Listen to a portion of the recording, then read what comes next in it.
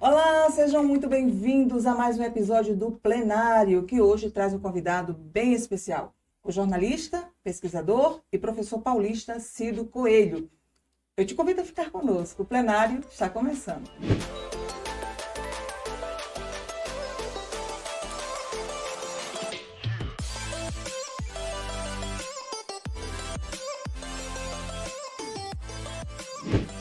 Cido Coelho nasceu jornalista no tempo em que redações ainda cheiravam a tinta de jornal e café requentado, mas nunca se prendeu ao passado.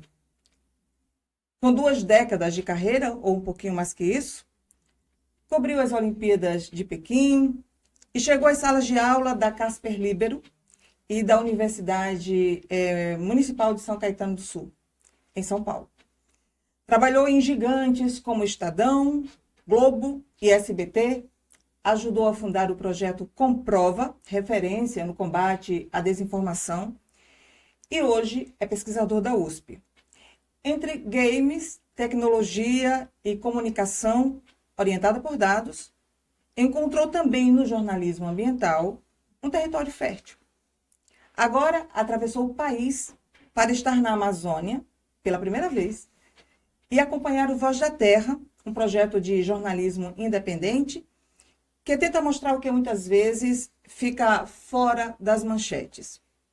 Cido é desses profissionais que acreditam que notícia é serviço público, mas também experimentação.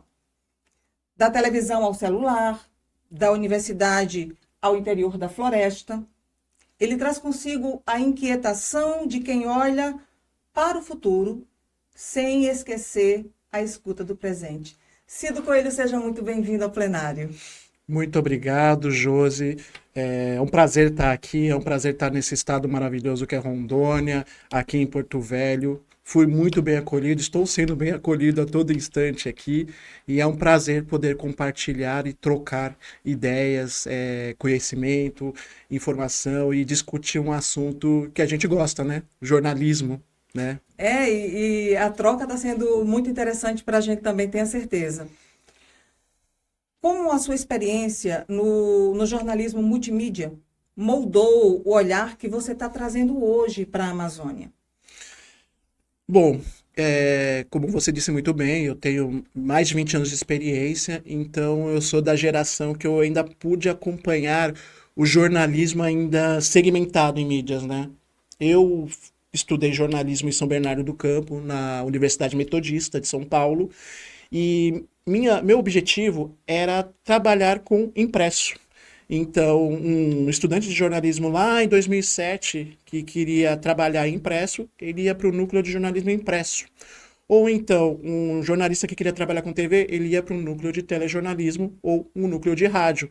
Era uma coisa segmentada.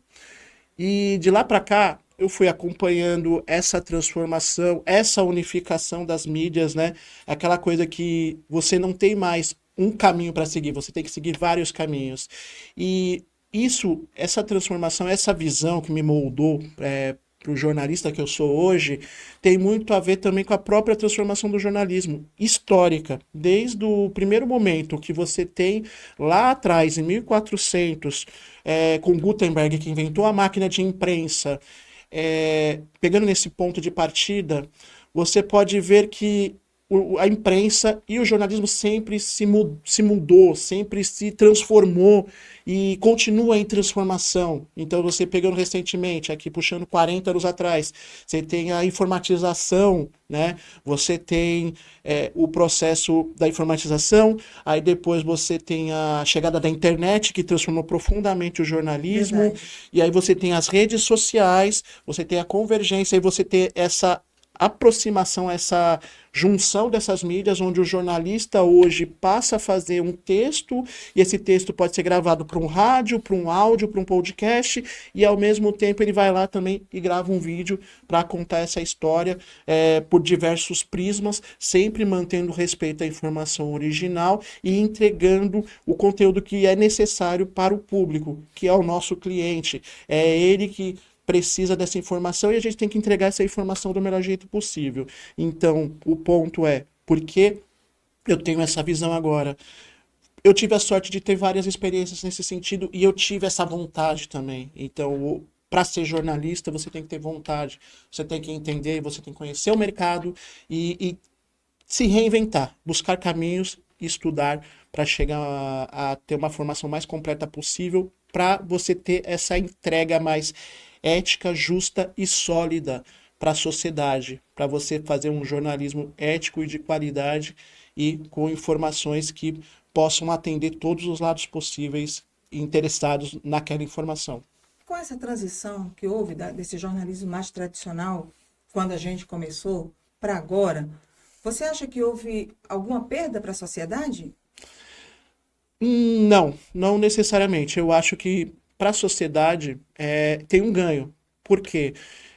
Se antes o acesso era mais escasso à informação, com a chegada da internet, a informação foi democratizada de fato.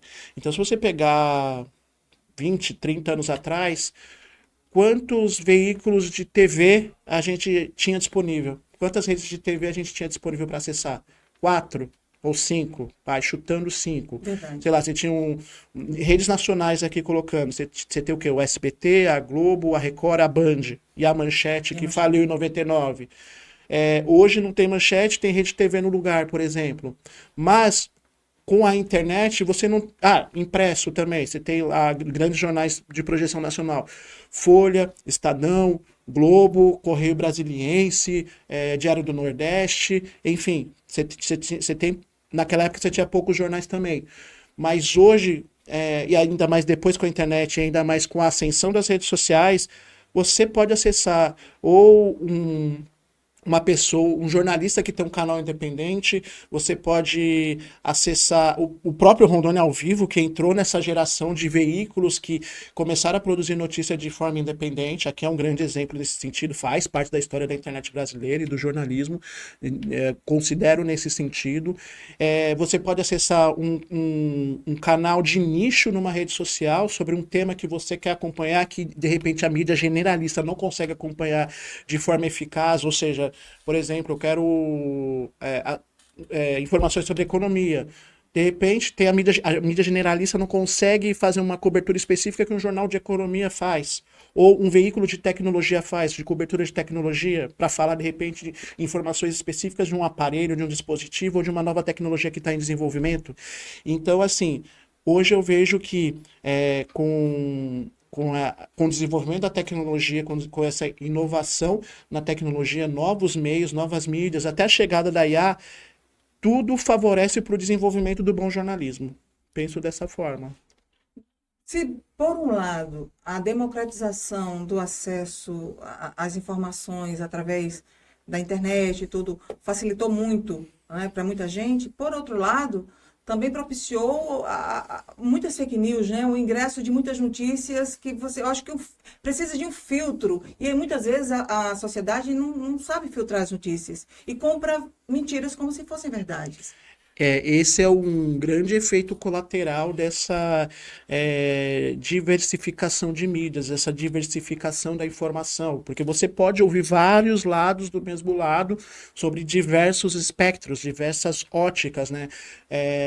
Óticas e lados políticos, vamos dizer assim. Você pode ter simpatia por um veículo por causa de determinada informação, você pode ter uma simpatia por outro veículo porque ele tem uma outra visão. O que a gente não pode é reinventar o fato, é reinventar a história que aconteceu. E esse é o problema. Que assim, e também um problema que eu falo que não é só um problema do jornalismo, que eu falo que é um problema estrutural de política pública brasileira.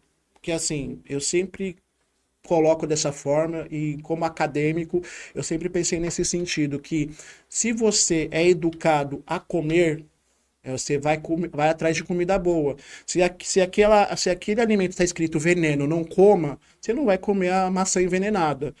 E você tem uma maçã ali que diz que pode comer, você até vai lá e come também.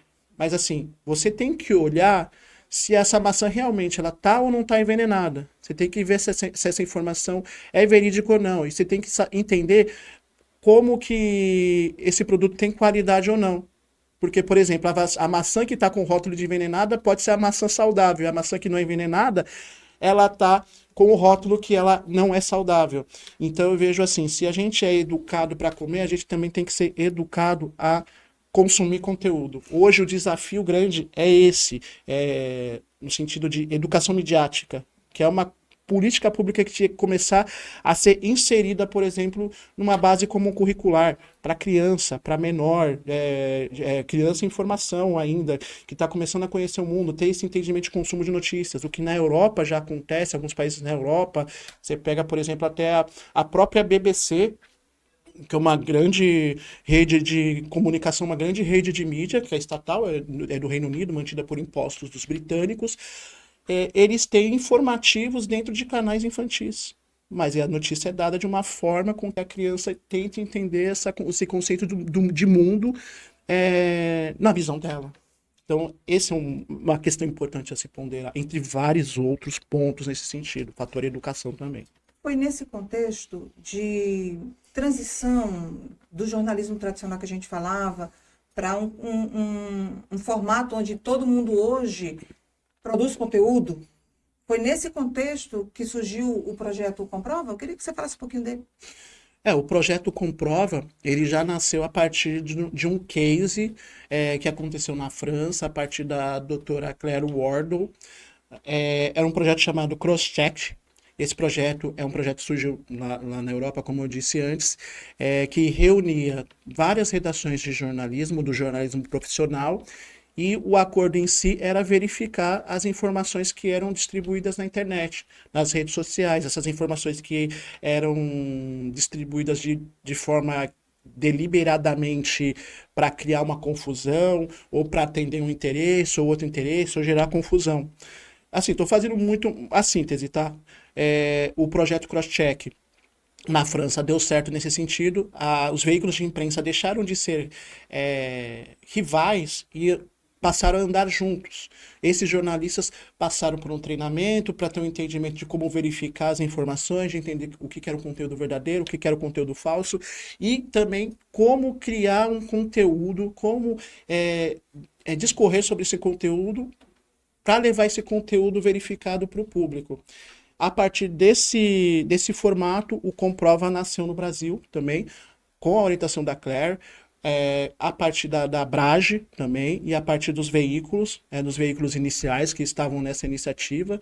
Se não me engano, foram 19 ou 21 veículos, agora eu não vou lembrar bem, mas a gente chegou a ter, na época, acho que chegou até mais de 40 veículos, agora deve ter 30 veículos envolvidos nessa coalizão. Mas assim, o interessante é que não importa se é um veículo grande, como eu trabalhei no SBT, um veículo grande ou se é um veículo pequeno, uma agência menor também, uma agência de nicho, né? O importante é que tanto o jornalista do SBT como o jornalista de um veículo menor, um veículo médio, eles receberam o mesmo treinamento para identificar o que é informação verdadeira, o que é informação falsa, e também os jornalistas aprenderam técnicas, a Abrage disponibilizou cursos, treinamentos para todos os jornalistas, para o Brasil inteiro, tiveram janelas de treinamento nesse sentido para treinar jornalistas online. E os jornalistas que foram treinados tiveram todo esse rito de conhecer o que é desinformação, como que faz, como se identifica, quais são as técnicas de investigação, quais são as tecnologias usadas para poder desconstruir a mentira. Porque o objetivo principal é fazer essa curadoria para desconstruir a mentira e mostrar o que aconteceu de fato ou o que não aconteceu. E o Comprova nasceu muito em cima desse princípio. Nasceu em 2018, que já era um momento que o Brasil estava escalando a polarização já começou a nascer lá em 2014, naquela época dos protestos da Copa do Mundo, começou muito por ali, né? A oposição ao governo da época, e isso foi escalando, e as redes sociais também foram instrumentalizadas para ter esse processo manipulatório, nesse sentido de antagonizar as opiniões, e até que chegou 2018, o Comprova chegou pronto nesse sentido, após esses treinamentos, essas orientações, e foi criando um jeito próprio, uma técnica própria para poder identificar o que é informação de fato, o que não era informação de fato, e levar para o público e mostrar, e não só levar a informação por levar a informação, é levar a informação e explicar os porquês, por que foi assim, e mostra todo o processo, como que os jornalistas Isso é trabalharam importante. para chegar nessa conclusão. Né? Então, o Comprova nasceu com esse princípio. É um princípio de informar e também um processo de educação midiática, de mostrar para a pessoa que está acessando esse conteúdo como que é o trabalho do jornalismo, como é o trabalho de se chegar na veracidade da informação. Dos conteúdos que você teve acesso, que tinham desinformação, e que o Comprova foi lá e disse, olha, isso aqui não é verdade, por isso, por isso, por isso, você recorda de alguma grande mentira que era contada como verdade e a população acreditava piamente? Em 2018 teve várias, desde o kit gay, daquela história que o candidato da direita, o Jair Bolsonaro, mostrou um caderno, um livro lá, e o Bonner, no JN, no debate do JN, o Bonner falou para não mostrar, que aí fala que o Bolsonaro dizia que aquilo era um kit gay, que o governo ia trazer se o Haddad ganhasse, acho que era o Haddad na época, se não estou errado. Aí também tem a história icônica também da mamadeira de piroca, que isso também virou um símbolo, que era que o outro partido ia trazer essa mamadeira para as escolas, era uma mamadeira sexual, né, uma mamadeira que você compra em sex shop. Então uma pessoa pegou esse objeto, mostrou um vídeo lá e relatou, ó, isso aqui é o kit que o próximo governo vai trazer se ganhar a eleição. Então, isso aqui, se você votar nesse partido, esses kits vão aparecer, vão ficar com as crianças. Começou aquele pânico moral nesse sentido. Então, teve esse caso, que foi um caso lacônico, foi um caso marcante. Teve esse caso do kit gay. Teve outro caso também envolvendo a direita. Vários casos também nesse sentido também de desinformação sobre a data da eleição.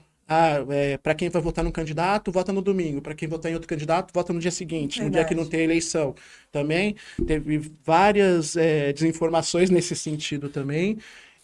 E também teve vídeos adulterados, questões de supostos problemas na urna eletrônica.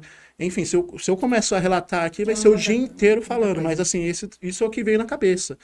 Só para você ter uma ideia. E o legal do projeto Comprova é que a gente recebe essas informações do público. Então o público traz e pergunta para a gente. Né? Perguntava, isso aqui é verdadeiro, isso não é? Pode nos ajudar? A gente começou a criar uma cultura de orientação, porque as pessoas recebiam um vídeo, tinham uma dúvida e mandavam para a equipe do Comprova via WhatsApp.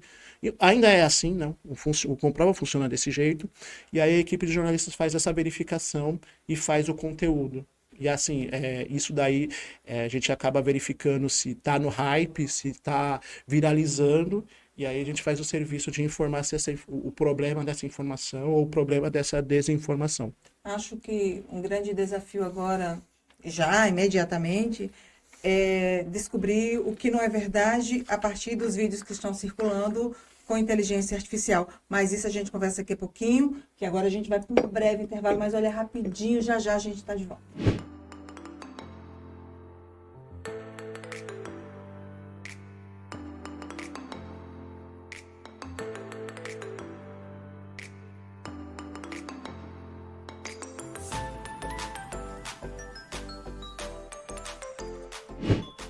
Estamos de volta, eu sou Josi Gonçalves e converso hoje com Cido Coelho, jornalista, pesquisador, professor universitário, paulista.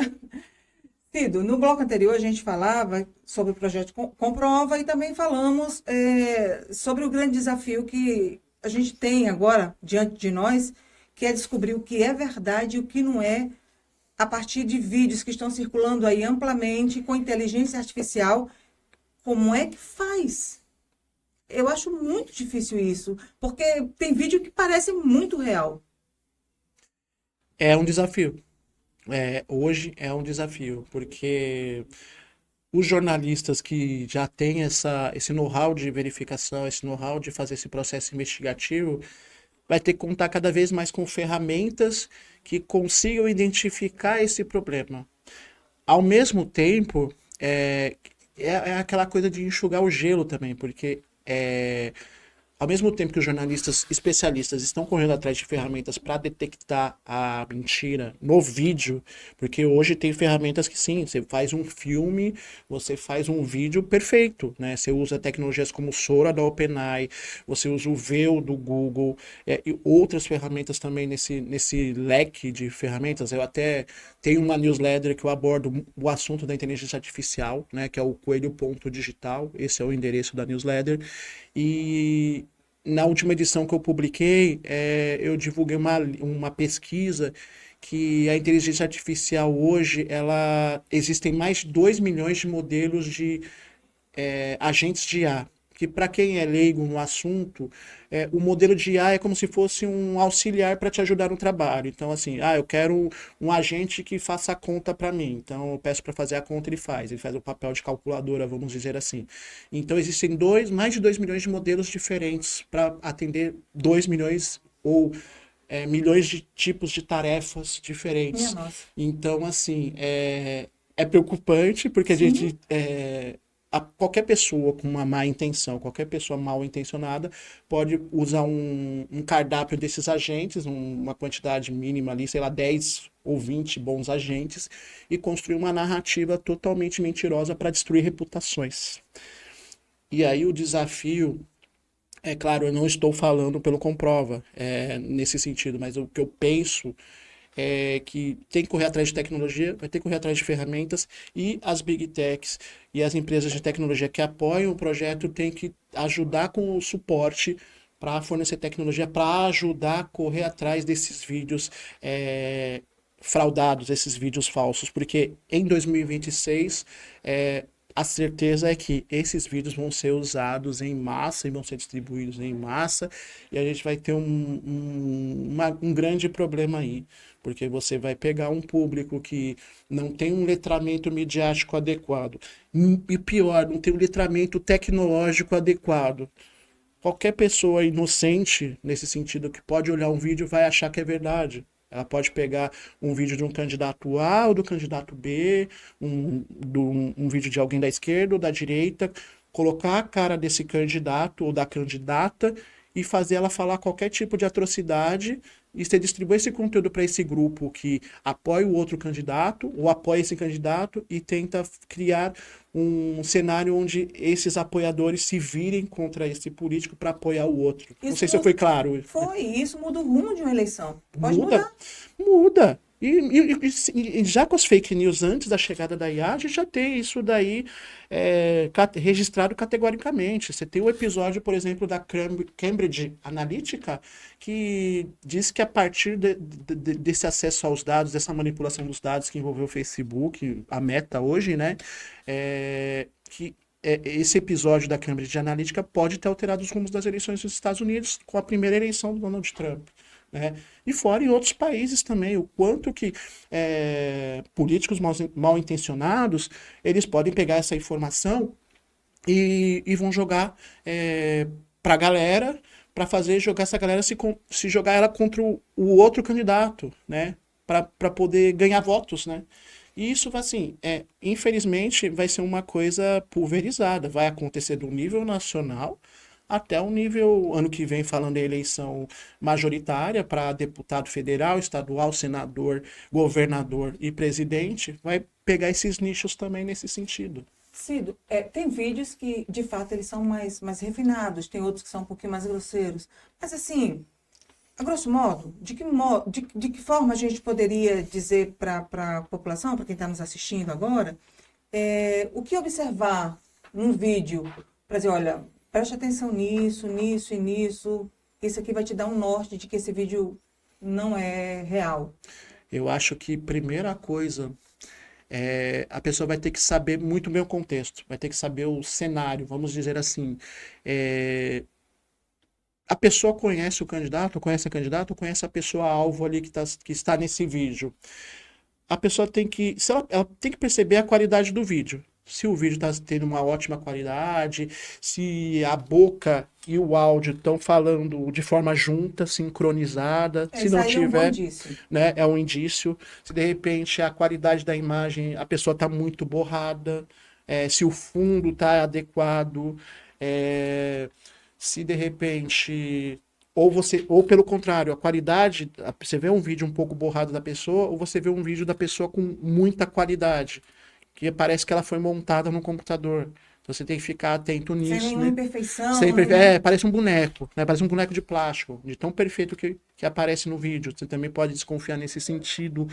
Outro ponto importante a considerar, além da voz, da sincronia da voz com a boca falando, ou dos trejeitos da pessoa se mexendo, para ver se a pessoa está mexendo de forma natural ou parece muito travado, muito robótica. E também a pessoa tem que conhecer a história desse alvo em questão. A pessoa tem que conhecer a história desse político, dessa política em questão, para entender se realmente ela está falando isso.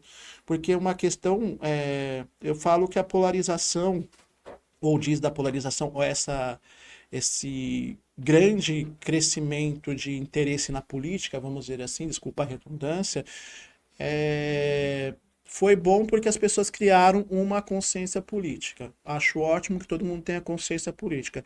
O lado ruim é que essa consciência política foi para a linha do futebol, do nós contra eles, do Fla-Flu, que seja, o que você imaginar aí do um contra o outro. Isso mesmo. E aí a questão de pensar num vídeo de se você vê que uma pessoa, um amigo, ou um conhecido, ou no âmbito da eleição, um candidato, uma candidata falou essa atrocidade, falou esse absurdo, primeira coisa, tenta checar em sites de notícia do jornalismo profissional, sites que você confia, sites que já existem há alguns anos, porque tem uma coisa muito importante a considerar aqui também, quando a desinformação entra em ação, quando a fake news entra em ação.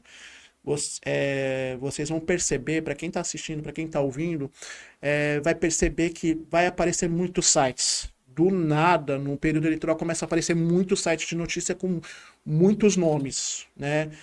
Sei lá, Diário da Pataquada, o jornal do dia seguinte, sei lá, o jornal que fala a verdade.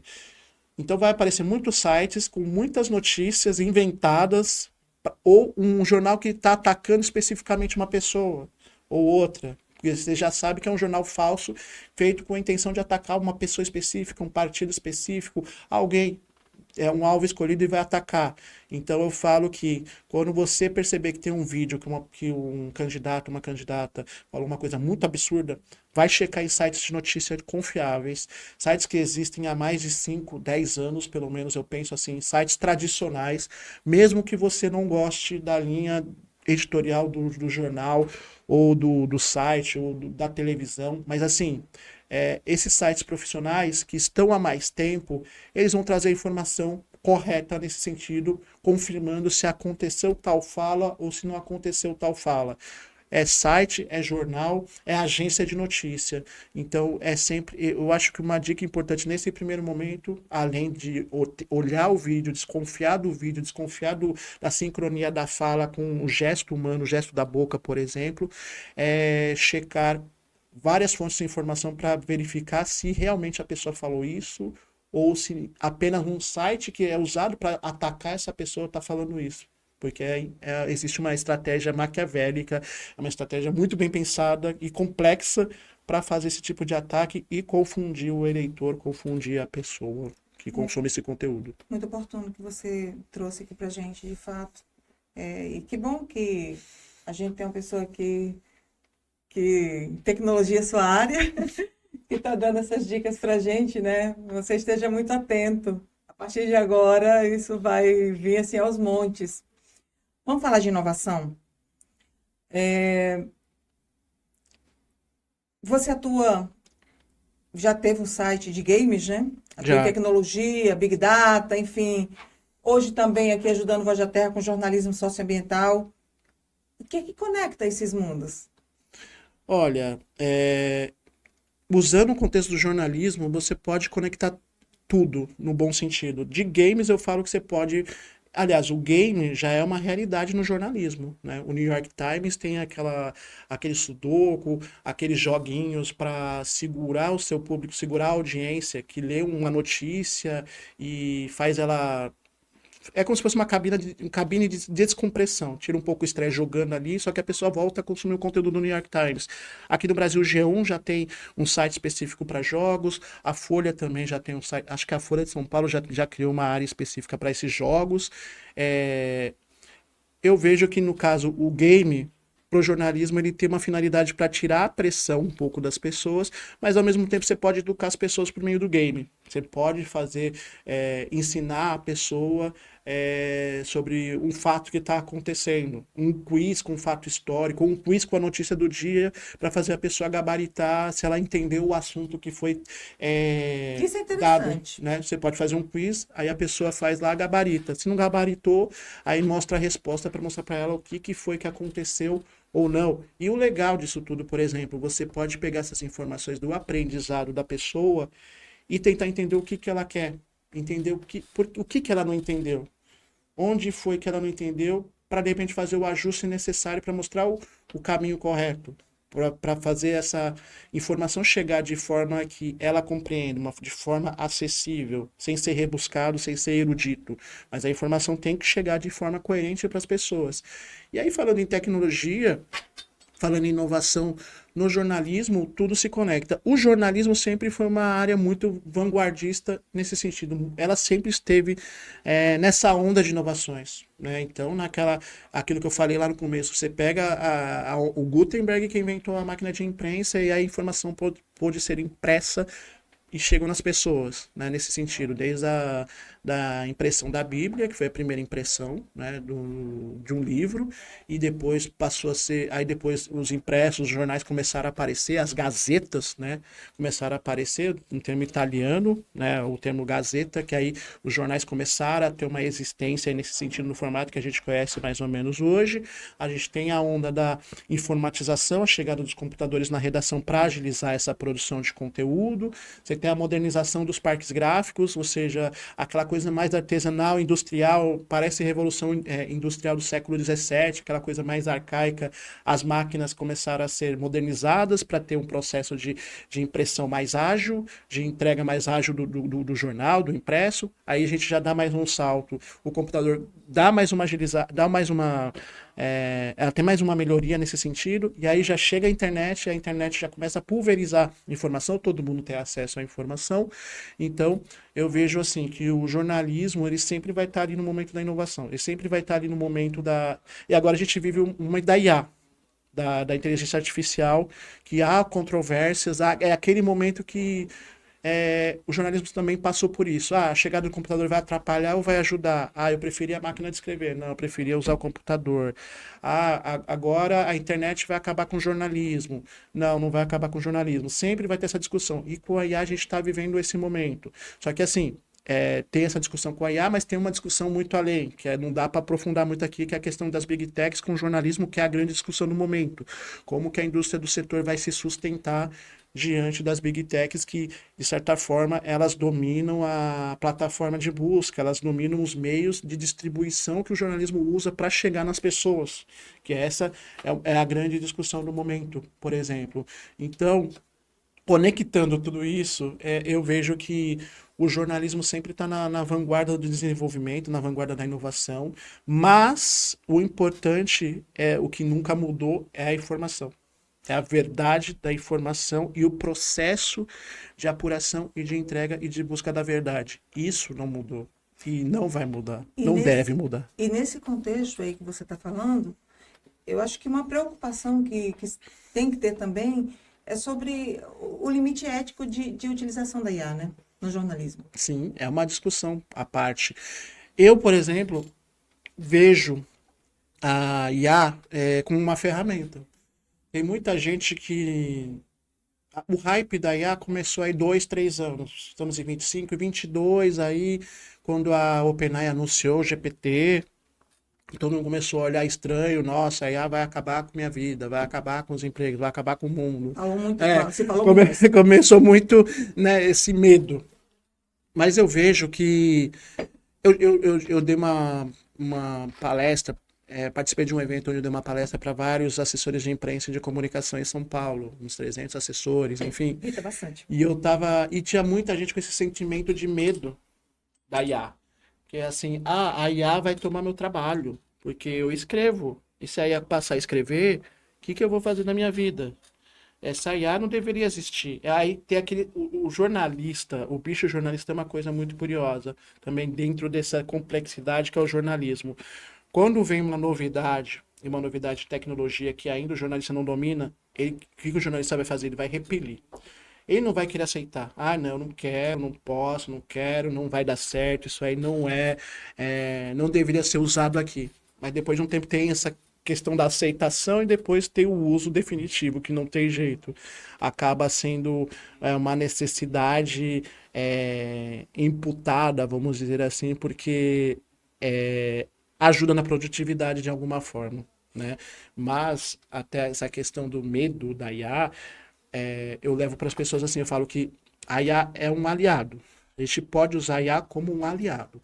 E a IA, a inteligência artificial, ela, para quem tem mais experiência, mais jornada na profissão, eu com 20 anos de experiência, ou mais pessoas que têm 30, 40 anos de experiência na área, vai pegar a IA e vai saber usar a IA da forma que você precisa. A IA, ela torna-se um auxiliar, um aliado para potencializar as suas habilidades. Em pequenas redações, então, Em pequenas bem redações, utilizada é uma beleza. sim, porque eu até falo para você, eu como um professor universitário, não vejo problema aluno usar a IA para trabalhar, mas aí você pega a diferença de um júnior para o sênior, um inexperiente que está começando a carreira e um profissional já consolidado.